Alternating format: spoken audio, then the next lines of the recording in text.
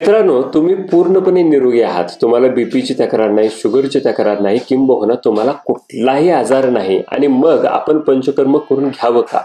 हा प्रश्न जर तुम्हाला पडत असेल तर तसा प्रश्न पडणारे तुम्ही एकटेच नसून अनेकांना हा प्रश्न पडतो. आणि ह्या व्हिडिओमध्ये आपण ह्याचंच उत्तर म्हणजेच आपण निरोगी असताना सुद्धा पंचकर्म करावं का ह्याचं उत्तर आपल्याला ह्या व्हिडिओमध्ये शोधायचं आहे. पंचकर्मांच्या द्वारे आपण आपल्या शरीरातल्या वाढलेल्या दोषांना बाहेर काढतो आणि शरीरामधल्या दोषांची पातळी पुन्हा समतोलात ठेवून आपलं आरोग्य टिकवून ठेवण्याचा प्रयत्न करतो. ह्याच्यामध्ये वमन, विरेचन, बस्ती, नस्य आणि रक्तमोक्षण ही पंचकर्म आणि ह्याच्यासोबतच काही उपकर्म सुद्धा येतात.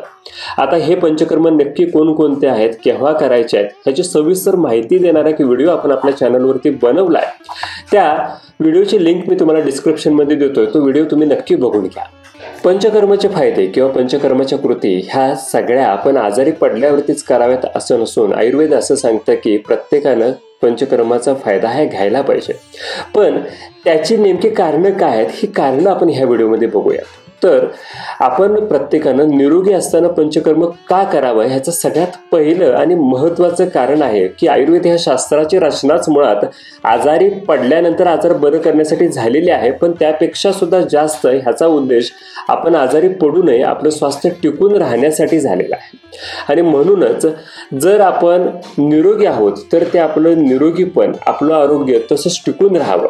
रोजच्या रोज आपल्या शरीरामध्ये जे दोष साचत राहतात त्याच्यातून भविष्यात काही आजार उद्भवू शकतात. त्या दोषांना आत्ताच वेळीच आपण बाहेर काढावं ह्याच्यासाठी पंचकर्म खूप महत्त्वाची भूमिका बजावतात आणि म्हणून निरोगी असताना पंचकर्म करायला पाहिजे.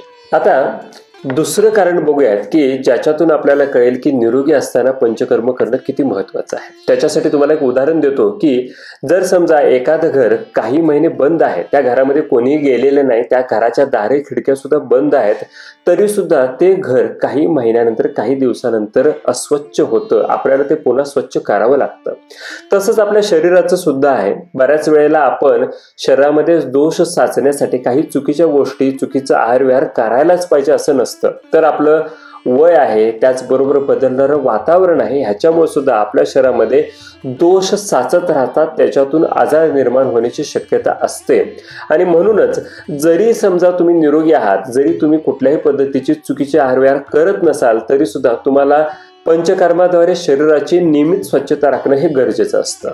तिसऱ्या कारणाकडे जाण्याच्या पूर्वी तुम्हाला आणखी एक उदाहरण देतो. जर समजा तुम्ही घरामध्ये रंगकाम करत असाल तर पहिल्यांदा तुम्ही जुना रंग पूर्ण खरवडून काढून टाकताय आणि त्याच्यावरती नवीन रंग देताय. कारण जर जुन्या रंगावरती तसाच नवीन रंग द्यायचा प्रयत्न केला तर एकतर तो रंग व्यवस्थित बसत नाही आणि बसला तरी चांगला दिसत सुद्धा नाही. शरीरामध्ये सुद्धा तसंच असतं की जर समजा तुम्ही तुमची तब्येत चांगली व्हावी म्हणून काही औषध उपचार करणार असाल, व्यायाम वगैरे करणार असाल आणि जर अगोदरचे दोष जर तुमच्या शरीरामध्ये साचलेले असतील तर ह्या कुठल्याही गोष्टी तुमच्यावरती चांगला प्रभाव पडत नाहीत किंवा लवकर लागू सुद्धा होत नाहीत.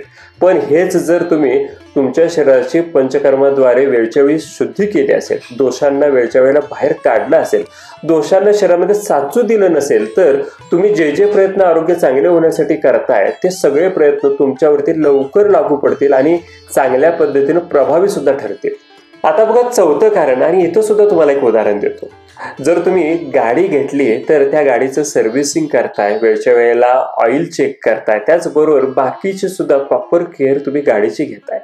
तुम्ही गाडी बंद पडल्यानंतर बघूयात असं कधीच करत नाही. पण हीच गोष्ट शरीरामध्ये मात्र आपण पाळत नाही. तसं बघायला गेलं तर आजचं वाढतं प्रदूषण, ताणतणाव, चुकीचे आहार-विहार ह्या सगळ्याचा परिणाम आपल्या शरीरावरती नित्य नेमाने होत असतो आणि ह्याच्यातून शरीराला आजार होण्याची शक्यता सुद्धा वाढत असते. पण हेच शरीर वेळच्या वेळेला स्वच्छ ठेवण्यासाठी पंचकर्म करायला पाहिजे. त्याचबरोबर हे जे साचलेले दोष आहेत ते वेळच्या वेळेला बाहेर काढून टाकायला पाहिजेत. ही जागरूकता आपण बाळगत नसल्यामुळं आपल्याला मोठ्या आजाराला तोंड द्यावं लागतं. आणि म्हणूनच जरी तुम्ही निरोगी असाल तरी सुद्धा तुम्ही तुमच्या शरीराची काळजी घ्यायला पाहिजे, जशी काळजी गाडी व्यवस्थित असताना आपण आपल्या गाडीची घेतो. आता बघूयात शेवटचं कारण जे खूप महत्त्वाचं आहे. आपण बघतोय की शरीरामध्ये साचलेले दोष पंचकर्माद्वारे बाहेर काढून आपण शरीराचं आरोग्य टिकवू शकतो. पण पंचकर्म मधून आपण फक्त शरीराचं नव्हे तर मनाचं आरोग्य सुद्धा चांगलं ठेवू शकतो. आजकाल प्रत्येकाला ताण तणाव टार्गेट्स ह्या सगळ्याला तोंड द्यावं लागतं आणि म्हणून शरीराबरोबरच मनाला सुद्धा आजार होण्याची खूप शक्यता असते. अनेक वेळेला आपण एकाग्रतेचा अभाव असणं, नैराश्य, त्याचबरोबर डिप्रेशन सारख्या तक्रारी आपल्या आसपास बघत असतो आणि पंचकर्म केल्यानंतर जशा पद्धतीने शरीरातले दोष बाहेर जातात तसंच मनातले दोष सुद्धा बाहेर जाऊन मानसिक आरोग्य सुद्धा आपण चांगलं ठेवू शकतो. आणि म्हणूनच फक्त शरीरासाठीच नव्हे तर मनासाठी सुद्धा नियमित पंचकर्म खूप गरजेचं आहे. अगदी तुम्ही पंचकर्म केल्यानंतर जे फायदे होतात त्याची लिस्ट किंवा त्याचा जर श्लोक बघितला तर तुमच्या लक्षात येईल की त्यामध्ये शरीराचे फायदे तर दिलेलेच आहेत, त्याचबरोबर मन सुद्धा हलकं होतं, प्रसन्न होतं. हे फायदे पंचकर्मातून मिळतात असंही सांगितलंय. पंचकर्मांचे हे फायदे तुम्हाला तेव्हाच मिळतील जेव्हा तुम्ही 3 गोष्टी पाळाल. त्यापैकी सगळ्यात पहिली गोष्ट आहे ती म्हणजेच पंचकर्म करण्याची वेळ. तुम्हाला मनात आलं म्हणून तुम्ही कुठलंही पंचकर्म करायला गेला, करून घेतलं आणि म्हणून त्याचा तुम्हाला फायदा होईल असं होणार नाही. तर प्रत्येक पंचकर्म करण्यासाठी एक ठराविक ऋतू असतो. जर त्यावेळेला तुम्ही ते पंचकर्म केलं तर त्याचा फायदा होतो. दुसरी गोष्ट आहे ती म्हणजेच पंचकर्म करण्याचं योग्य प्रमाण. म्हणजेच शरीरातले दोष बाहेर काढून टाकण्यासाठी पंचकर्म केलं जातं, पण ते दोष खूप जास्त प्रमाणात किंवा खूप कमी प्रमाणात जर शरीराबाहेर पडले, म्हणजेच पंचकर्माची क्रिया ही खूप जास्त किंवा खूप कमी प्रमाणात जर झाली तर आपल्याला त्याच्यामध्ये त्रास होऊ शकतात. म्हणून ते करण्याचं प्रमाण खूप महत्त्वाचं आहे. आणि तिसरी गोष्ट म्हणजेच पंचकर्म करताना पाळलेले नियम.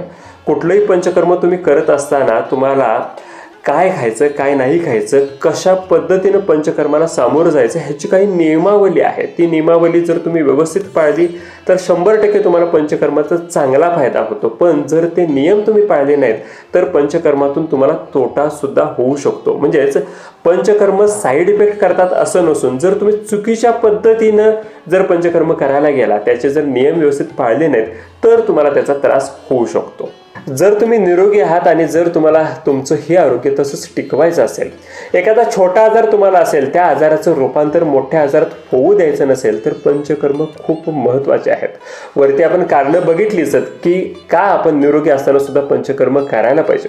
तुम्ही सुद्धा योग्य सल्ला घेऊन योग्य मार्गदर्शनाखाली पंचकर्म करून तुमचं आरोग्य असंच टिकवून ठेवा. या व्हिडिओमध्ये मी इथंच थांबतोय. पुन्हा पुढच्या व्हिडिओमध्ये भेटूयात.